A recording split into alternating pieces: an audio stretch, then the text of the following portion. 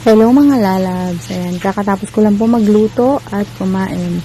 Siyempre magwawash na tayo ng ating face. Ayan, magwash po muna ako ng face gamit ang sabon ng Sara Skin. Siyempre, ayan, nakita nyo po minute yung aking sabon. Sa lahat po na nagtatanong bakit daw po yung kanilang sabon ay hindi bumubula, huwag nyo pong tatanggalin sa net para po magbubbles. Yung iba po kasi tinatanggal. Huwag nyo pong tatanggalin para po magbubble siya. At after ko nga po magsabon ng Sara Skin sa mukha, maglalagay na po ako ng 5-in-1 Beauty Whitening Scrub. Ang ating favorite na pang-scrub. Tuwing gabi lang po ako nakakapaglagay ng pang-scrub dahil nga po busy. At sa umaga po ay may pasok.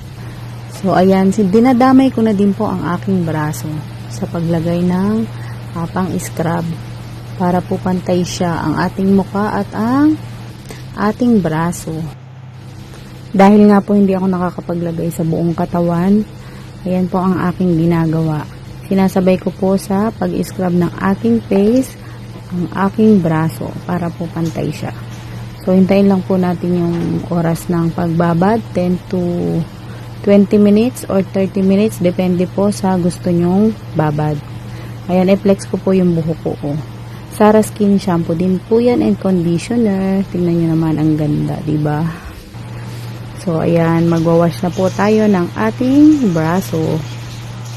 After po ng ating binabad na pang-scrub sa ating braso, ayan, sasabunin ko po siya ng sabon ng Sara Skin. Syempre, depende po sa inyo kung ano pong gusto nyong mauna, kung sabon or pang-scrub.